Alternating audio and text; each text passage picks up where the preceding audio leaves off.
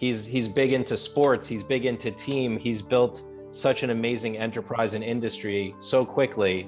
We really want to uncover what's going on, how that happened, the challenges, the victories, the struggles, and what you have to share with the industry. I think technology is a huge force in the real estate industry, but at the core of this market and this industry is a customer service based industry. This whole online digital everything is fantastic to have as far as reach and tools and being able to present things online, all this.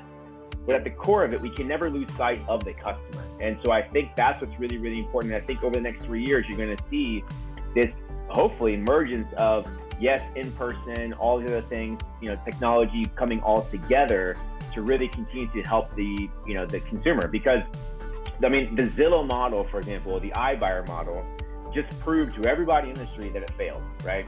After 7 months, they lost $700 million and scrapped the whole entire thing. So that shows us that 100% digital doesn't work.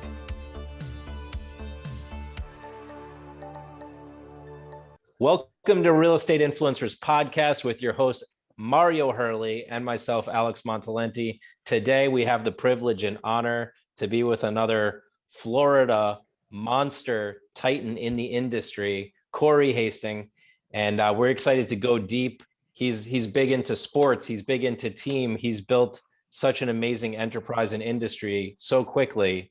We really want to uncover what's going on, how that happened, the challenges, the victories, the struggles, and what you have to share with the industry so that all these people listening can become real estate influencers like you.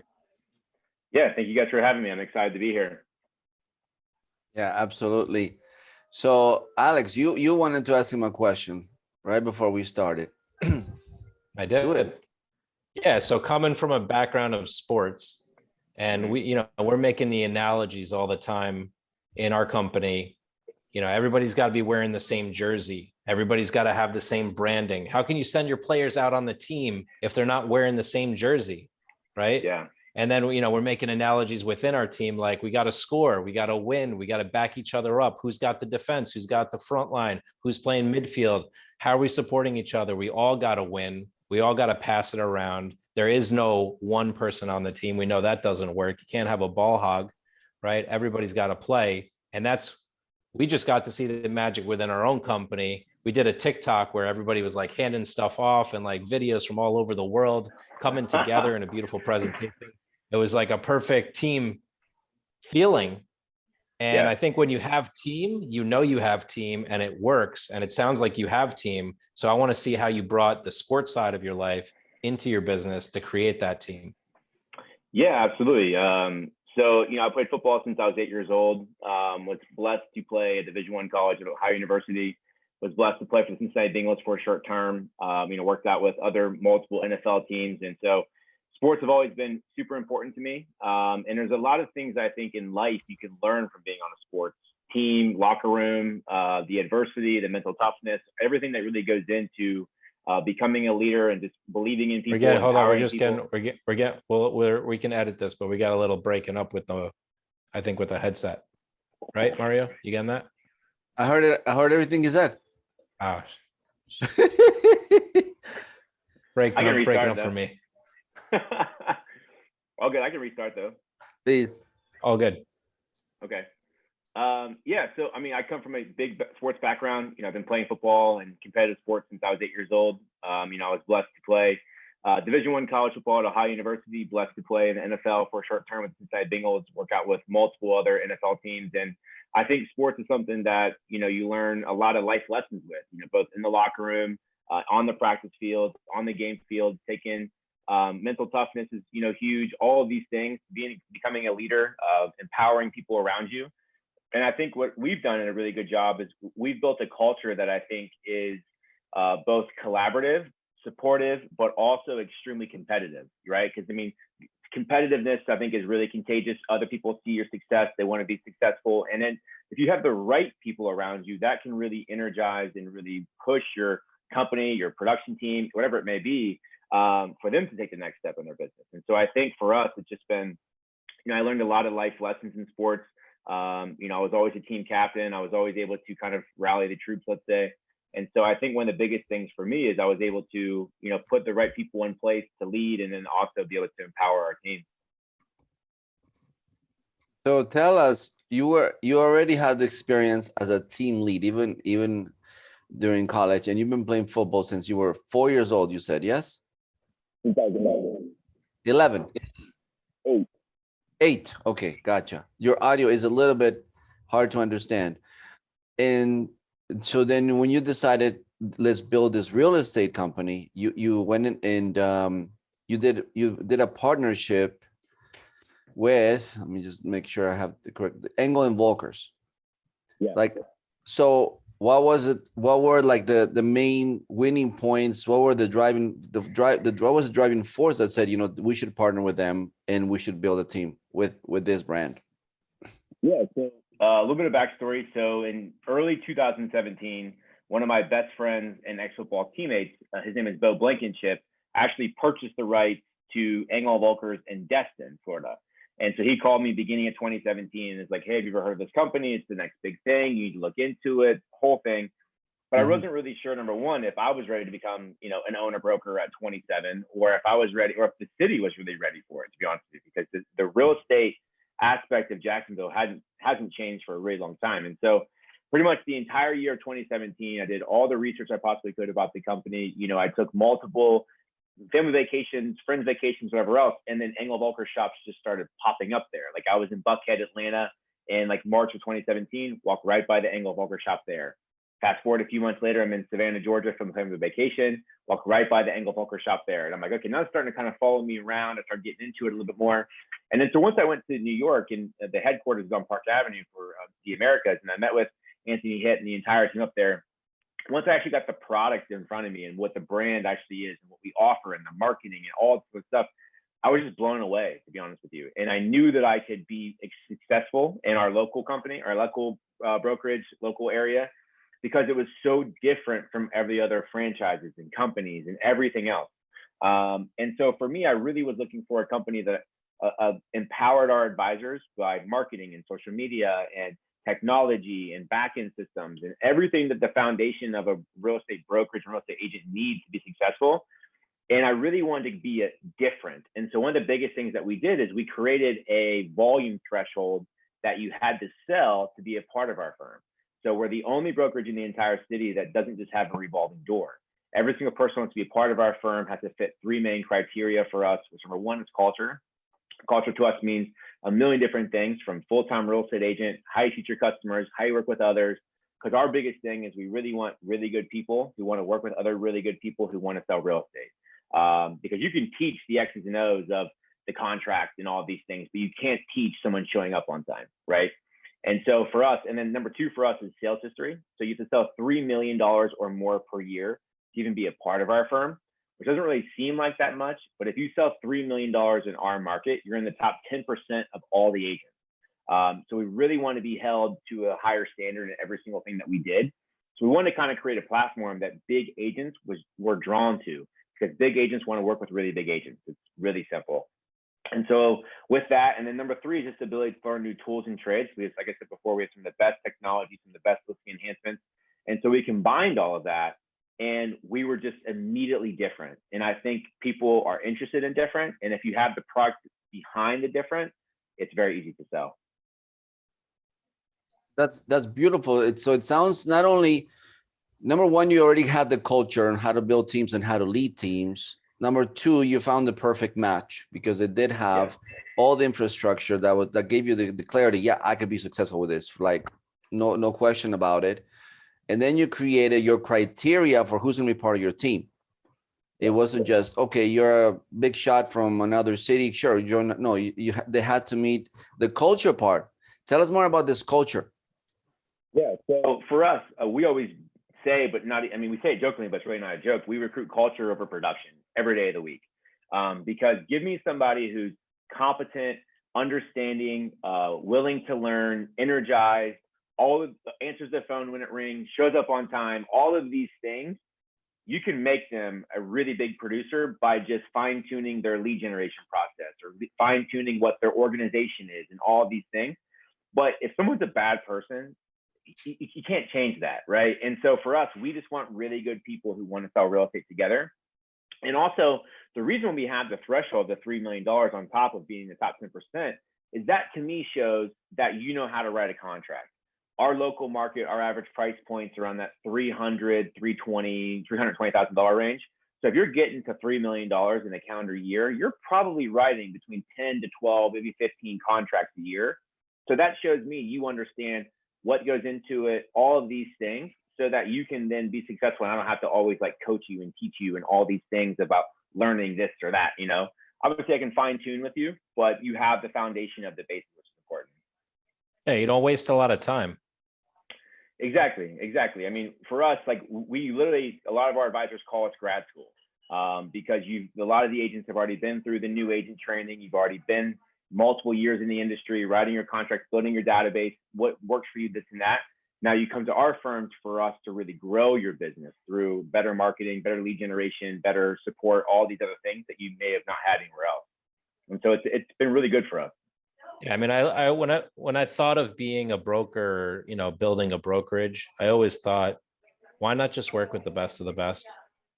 Why, you know, I know there's all these models where you have like a lot of desks and a lot of seats and a lot of, but then you talk to the admin at the front desk and you go, how's that going? She's like, I just wasted a lot of time with people that end up leaving in a month. Yeah. I mean, it's important. And so that's why we also have it, is because, you know, successful people are typically drawn to other successful people. And so if you can surround yourself with other really big producers, those producers will draw people to you or to themselves even. And so that was our whole entire philosophy. And I think that's, we've been open about 3.5 years and we've had tremendous growth. You know, just this year, we were actually awarded the 12th fastest growing company in the entire Northeast Florida region and the #1 fastest growing real estate firm over the last 3 years. So we have a lot of really good people who have been drawn to us and that we draw them in. Probably 95% of it is based off our culture. And so I think it's huge. The fact that you have people from the videos that I watched online, it sounded like all the people that are in your team, they want to be winners. They want to make a lot of money and they want to be with more people like that. Like they're like, when I knew when they described the caliber or the quality of your whole approach to be like top notch, and that's why they said they decided to join you. Yeah, it's huge. I mean, the perception is obviously super important. You want to have, you know, this like perception that you guys are held to a higher standard and you have great people. But then I think when you bake it down, I think people want to be around other successful people like I talked about. And so they're drawn to that because there's so much collaboration amongst top professionals, you know, and that's really one of the biggest DNA bloodlines of our brokerage is collaboration. Because you walk into other brokerages, at least in this local market, the top producer goes in their office, closes the door and says, don't bother me. Because there's so many new agents who are in and out. Hey, where does this go on the contract? Hey, can you help me with this? We've created a space where top producers can collaborate together and talk about what the market truly is looking at, or what lead generation source have you used that's built you here? Or what CRM do you use? Or things that actually are money producing activity and, you know, interest. Tell us more about like technology in terms of how do you see it benefiting, impacting, affecting the industry, the real estate industry, let's say in the next 3 years? Yeah, I mean, I think technology is a huge force in the real estate industry. I mean, but at the core of this market and this industry is a customer service based industry. You know, so Jacksonville, for example, they want to meet the person who's selling their property. They want to meet the person who's going to be assisting them sell their property. This whole online digital everything is fantastic to have as far as reach and tools and being able to present things online, all this.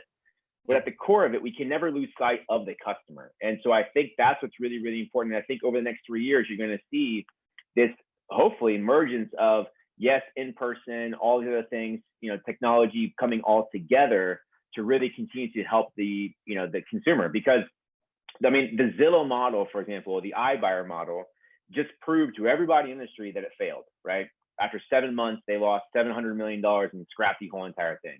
So that shows us that 100% digital doesn't work. So, but I think it's the information of the technology is also extremely important, because you have people who are buying more properties than ever off FaceTime, off virtual walkthroughs, off, virtual reality, even all of these things. So it's important to have those tools, but we can never lose sight of actually taking care of the true consumer. I love it. Similar to what we're doing, our company prides itself in providing what we call extraordinary customer service. Mm-hmm. So we are always looking for the signs. The more happy customers we have that are going into our Google business page and giving us 5-star reviews, we use that as a way to tell, okay, that's great. What else? What else is there that we got to improve upon? Technology is what we play with, but we always go back to the individual. Like, what is their experience of us? Are they happy with us? Are they kind of happy?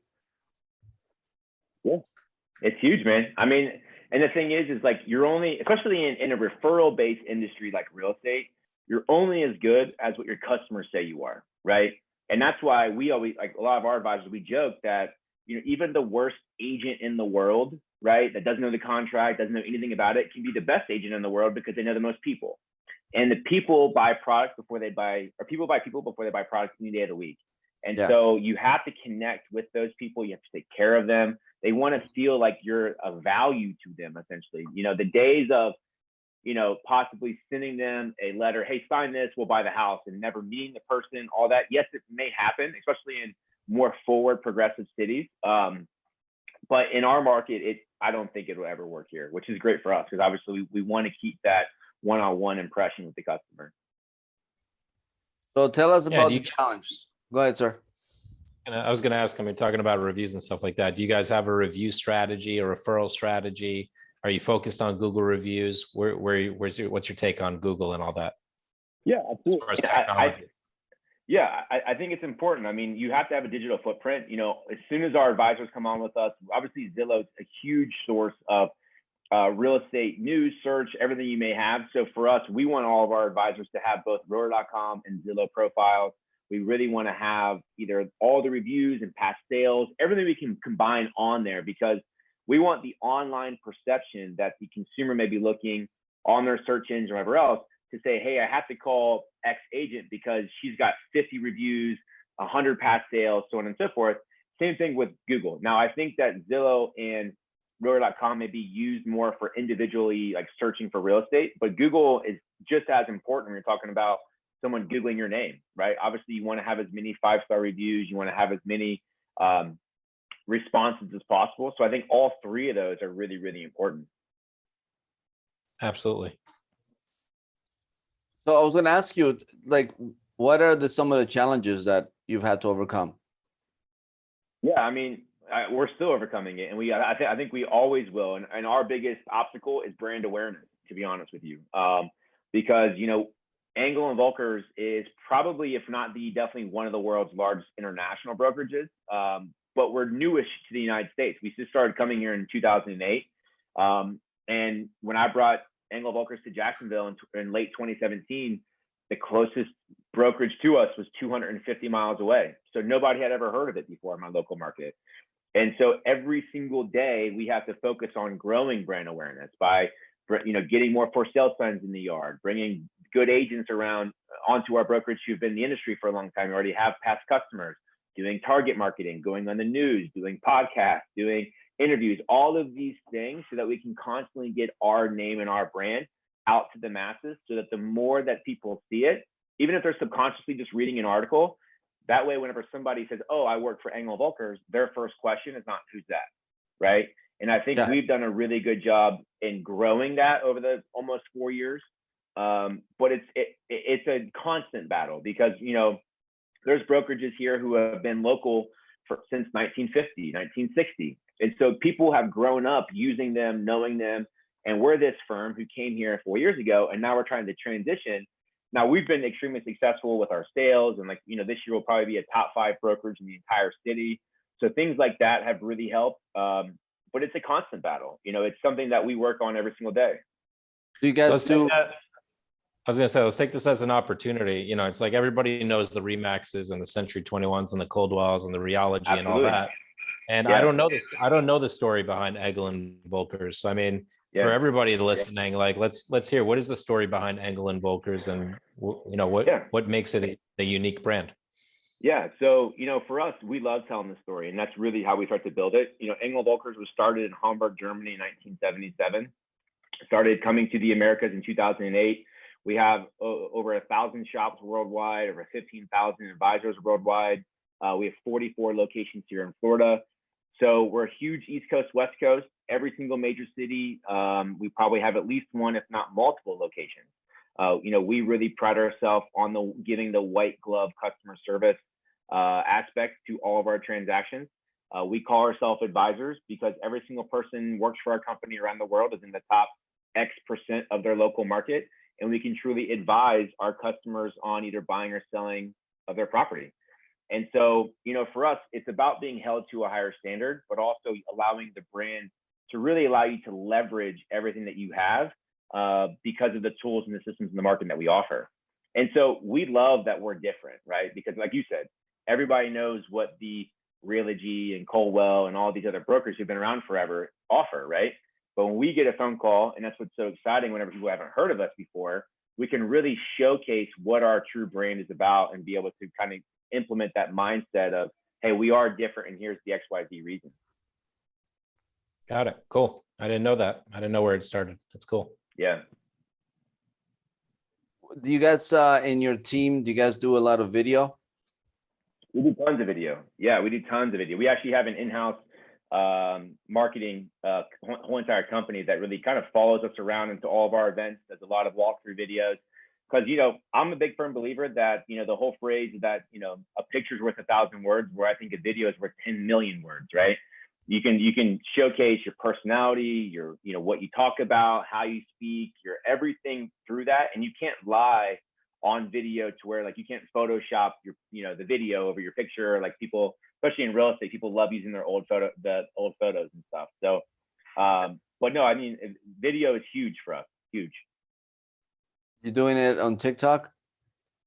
We do have a TikTok account, absolutely. And so, you know, our marketing team runs our office TikTok, and we do a lot of premier listings on there. We do obviously a lot of like really cool listings, interactive with like either new kitchens or, you know, oceanfront, whatever it may be, just to try to be in front of people as much as possible.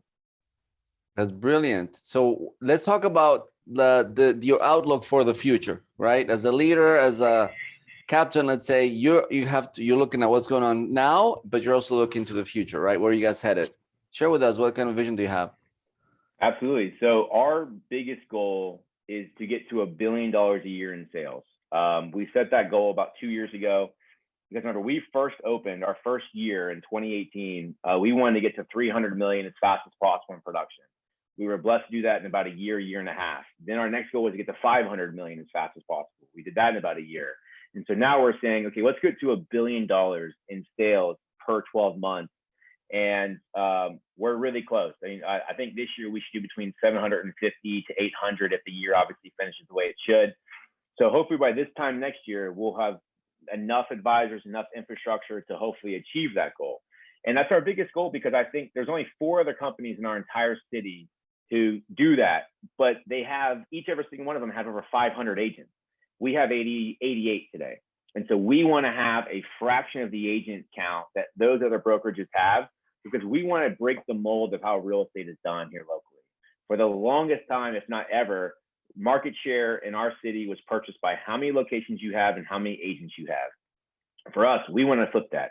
We want to have market share by quality, not all, and being able to say that we have, you know, a fraction of the agent count, but every single person here works, you know, sells $8.5 million a year or whatever it may be. And so we want to have it by how much per transactions and how much volume does each advisor sell. And so with that, you know, we'll probably open at least 1 or 2 more shops next year as well. We opened 2 this year. So we have a lot of really exciting stuff. And this team, they're all on board, right? Reach $1 billion. Mm-hmm.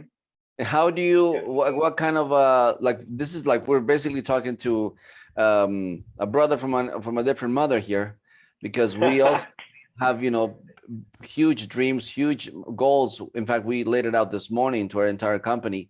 How do you keep your team accountable? How do you keep your team focus on that vision. Yeah, I mean, I think for us it's a little bit easier than maybe for you guys, because all of my agents are independent contractors, right? And so if they don't sell, they don't make money, right? And so they have to have that inside motivation for themselves. And that's where I think it goes back to the culture once again, having the right-minded individuals around you that aren't going to get complacent, aren't going to do, say, you know what, I want to sleep in today, or you know what, I don't want to hold that open house on Saturday, which is all fine and dandy when it's available. But at the point in time, everybody's here to make money, right? And so we always say that the day one you walk through our doors and you join our brokerage, your mindset is going to be the greatest 12 months of my career. And so we're going to do every single thing to motivate you to do that.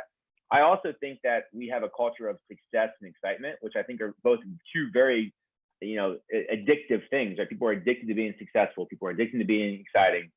And it's very, it's very collaborative. All these other things go across. So I think everybody kind of works together to hold each other accountable. It's like, if you like winning, you can be in our team. If you don't like winning, there's the door. I mean, in so many words, yeah. I mean, it's important that the mindset is, hey, I'm here to grow, right?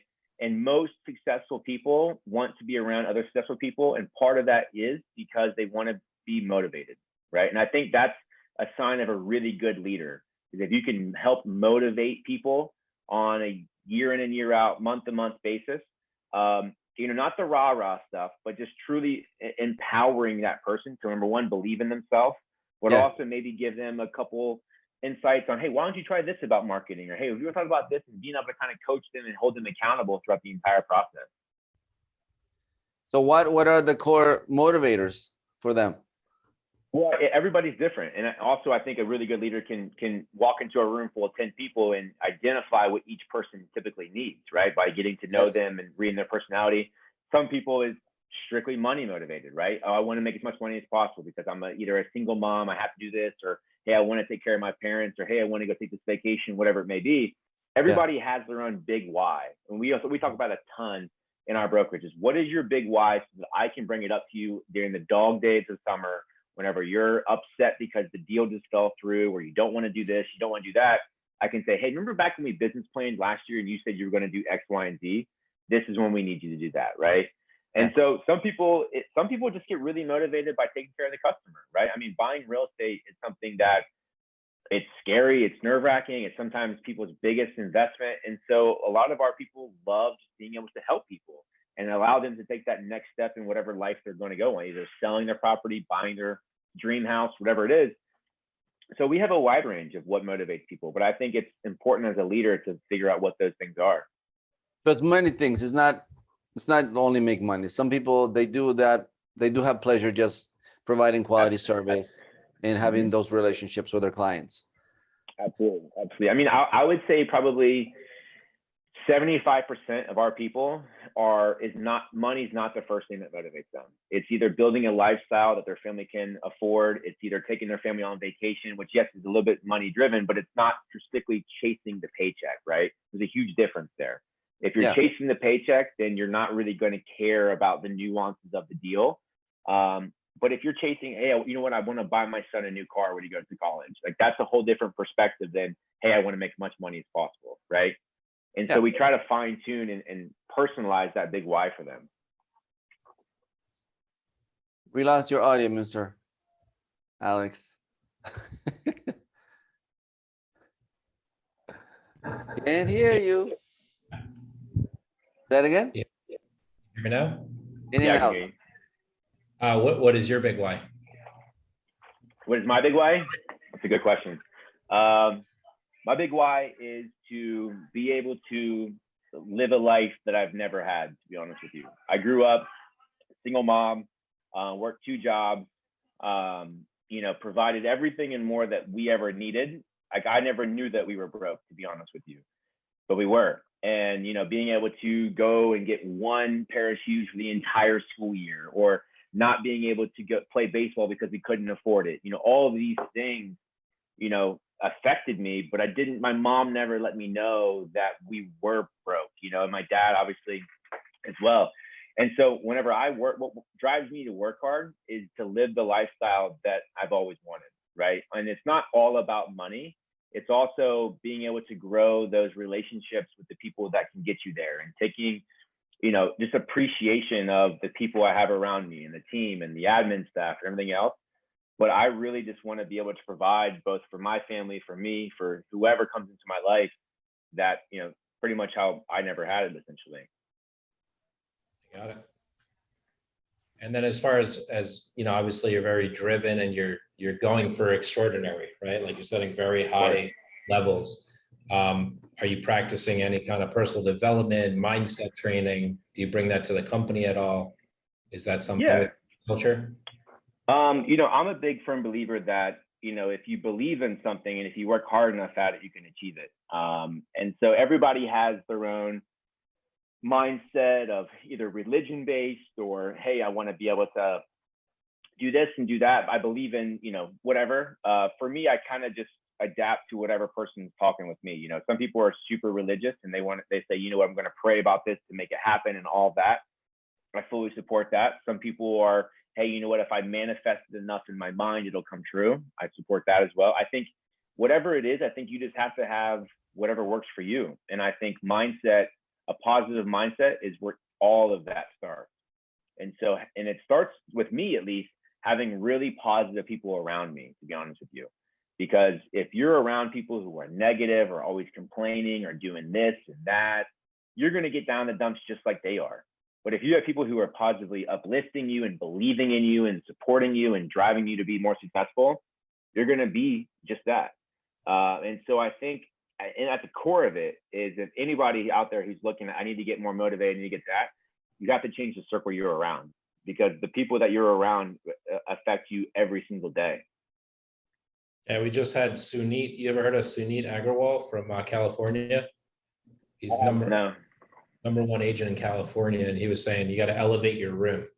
So within 7 years, he became number one agent in California, and he was saying, I just kept putting myself in higher and higher rooms, surrounding myself with people that are like top influence, who have this go-get mindset, and then it happens. Wow, that's awesome. Yeah, I mean, it's the age-old saying, if you surround yourself with 5 unsuccessful people, you'll be the 6th.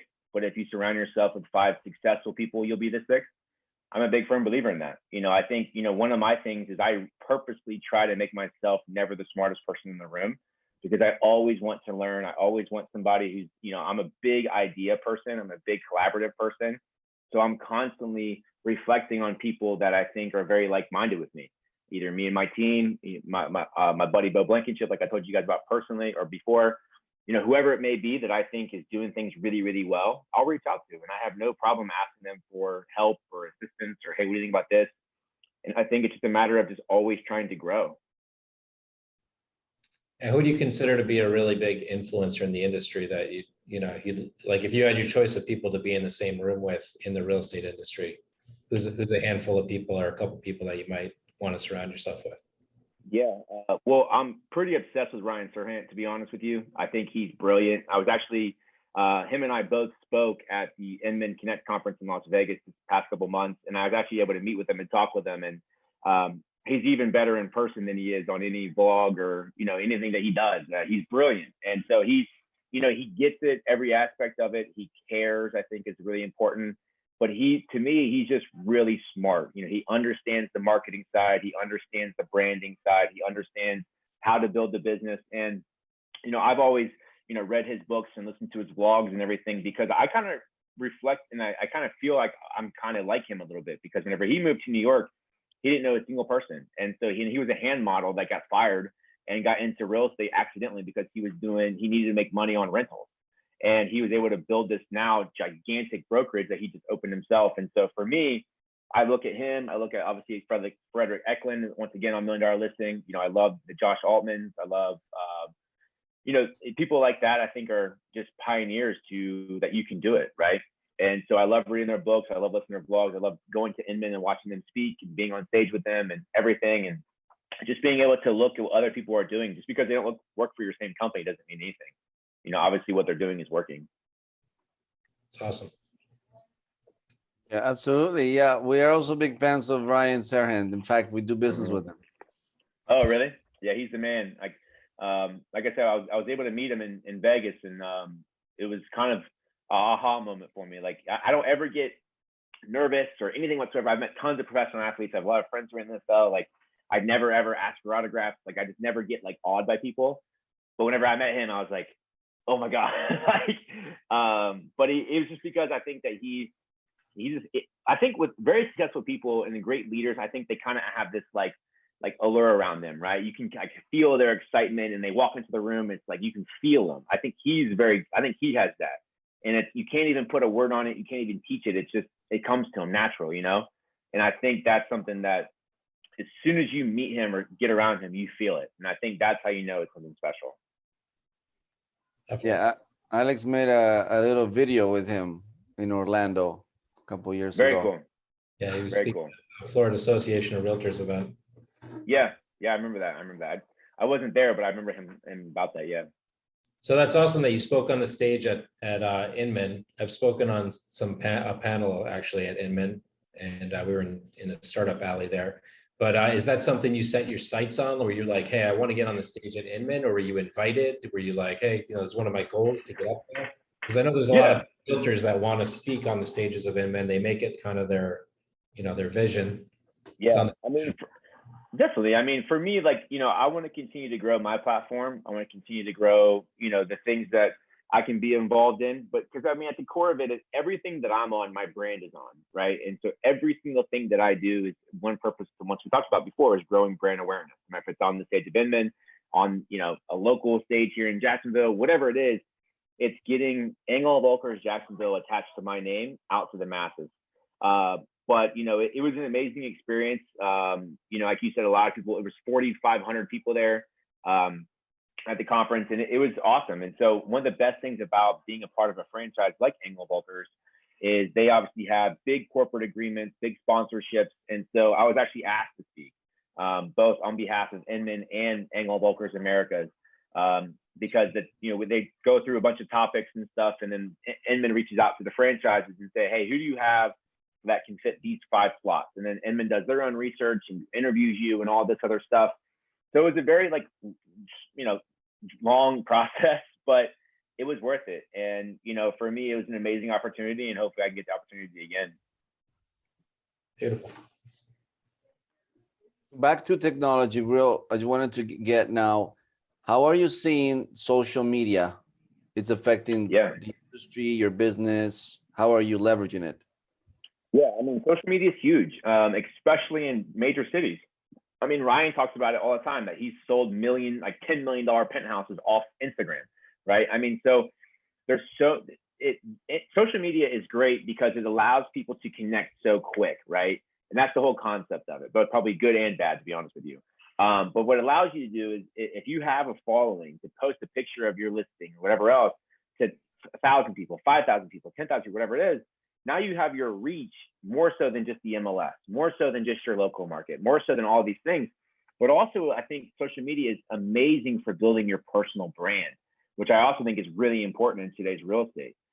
Being able to put your clients on that follow you on social media, people, your peers, people you work out with, people you go to lunch with, whatever it may be able to show them that you are successful and you do hold yourself to this. And so that's why I think if you are going to try to build a brand through social media, it has to be done correctly, because you can tell the people who don't do it right, and it's probably doing them a disservice than an actual service, to be honest. And so I think if you are going to be building your brand through social media, which I think everybody should be doing in today's world, you have to either have marketing manager, have somebody who understands the algorithms, understands what the posts look like, the reels, the TikToks, all of these things, so that you can be doing it right. And what's the message for your team members within your team as far as social media? Biggest thing for us is we just want to showcase brand awareness, right? So we showcase tons of brand new listings.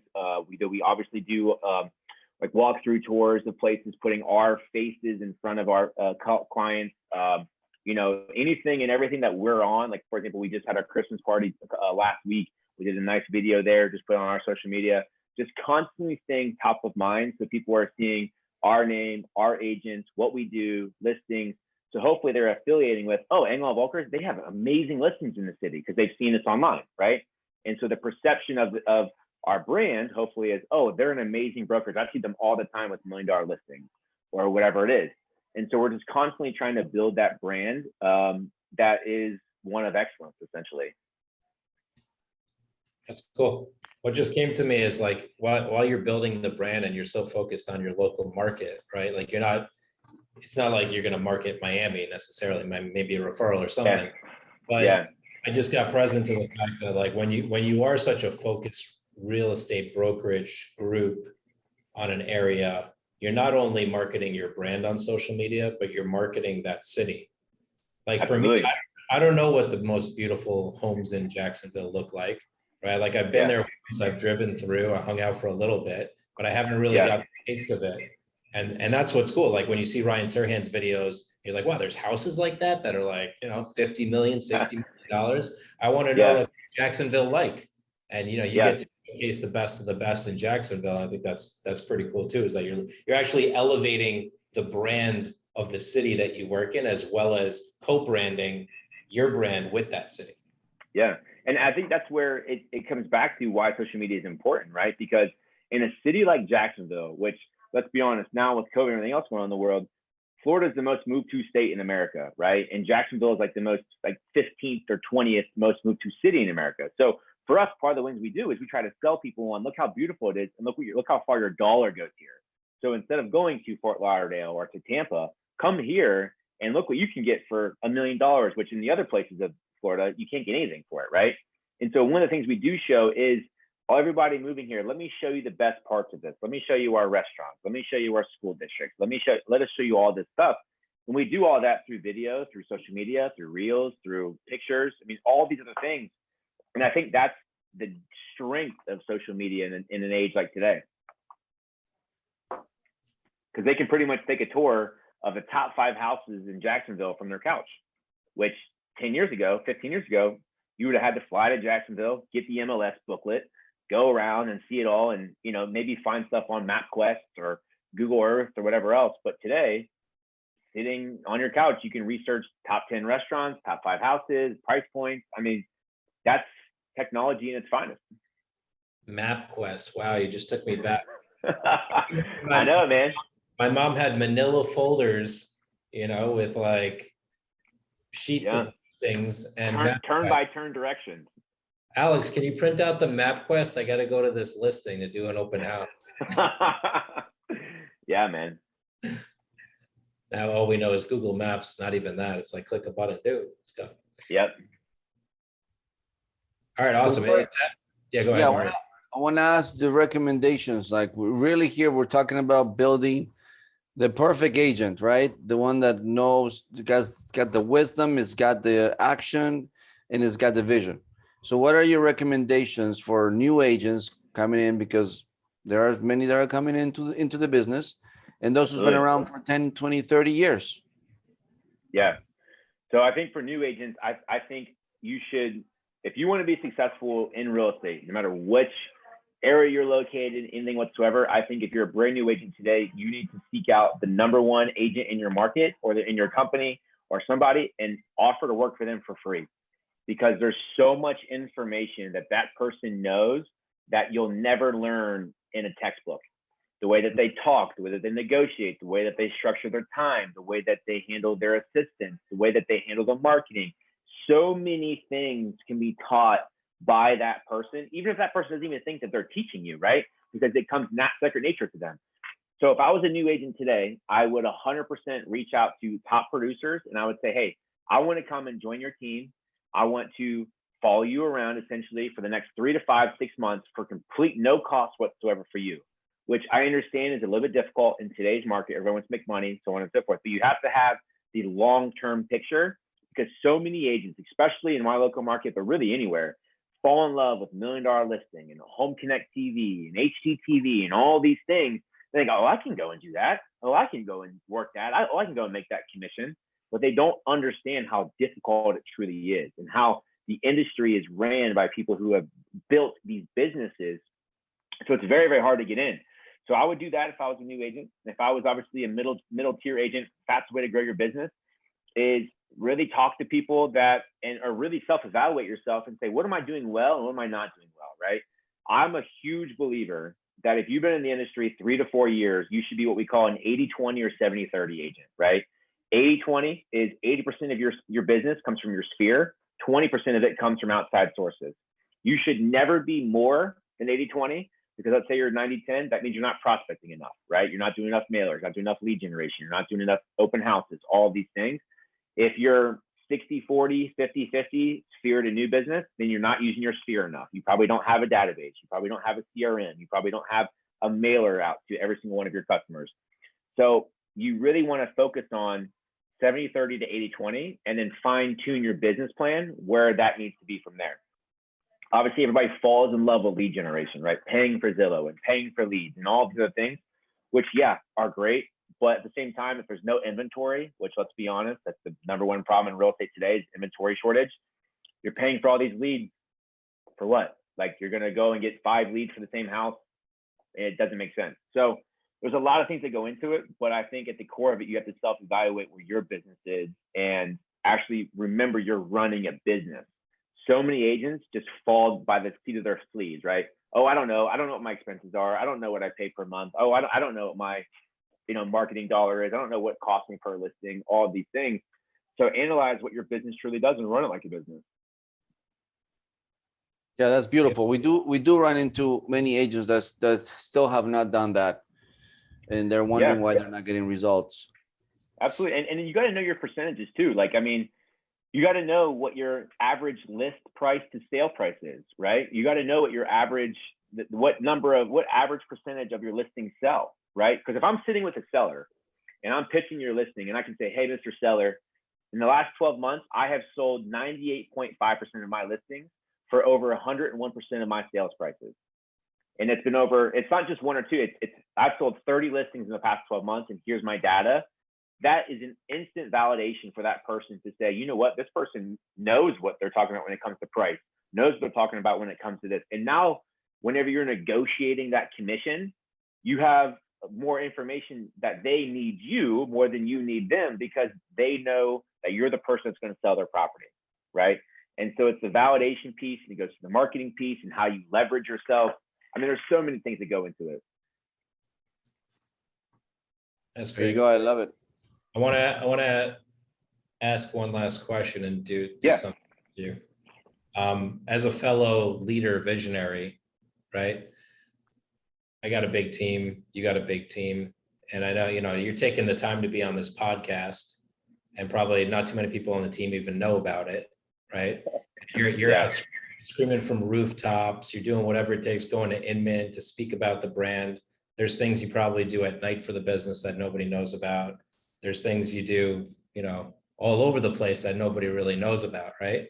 And then you have a holiday party like I did, and a couple of people say, hey, I want to acknowledge you for this. Hey, you're such a great leader, you're inspiring and all of that, and you're taking it all in. And then there's all the things that you may not get always noticed for, right? So I learned something this morning, and I want to practice it with you. So what's something what are some things that you'd want to be acknowledged for that maybe nobody knows? It's a good question. I think for me, I mean, my biggest thing is I just want people to know that I care, right? I work hard. I care about them. And so I care about my agents. I care about my admins. I care about, their families. I care about everything that they have. And so I worked so hard to try to make their life easier. If it's building brand awareness, if it's giving them the brand that they want to leverage, if it's giving them lead generation opportunities, giving them marketing opportunities, everything that I do was with a sense that I'm trying to better their business. And so I think at the core of it, if somebody was to ever give me a great compliment, which obviously, I get it quite often, which is awesome, is, Cory, I really feel that you care about us. And I think for me, that's the biggest thing. I get that. So Cory, I acknowledge you. Thank you. For caring, for really being there for your people, for your team, for the people around you, for having I can see that you have a big heart. You want them to develop, you want them to grow, you want them to reach their highest potential, reach their highest numbers. Yeah. And you'll do whatever it takes. I can see it. It's like you'll be there for them to just get it done. Or if they need help or questions or support, you'll be there to answer and be their shoulder. So absolutely. I really acknowledge you for caring, man. Thank you. I appreciate that. Yeah. There you go. Nice. Anything else you want to be acknowledged for? I think that's it, man. That's all that matters to me, to be honest with you. Is make sure that people know that I care about them. Beautiful. By the way, how's your brother? He's good. He's good. Yeah, he's obviously, he's been through a lot. But he's healthy, he's happy, he's got 4 beautiful kids. And so I couldn't be more blessed to obviously have him still around and obviously with them, and he's very happy. So I appreciate you asking. Beautiful. All right. Well, thank you so much, Cory, for being in our podcast. We hope to have you again in the future. Talk about how things have progressed in your business, some new trends we're noticing. Share some more of your wisdom. Absolutely. Thank you guys so much. I appreciate it. All right. Thank you.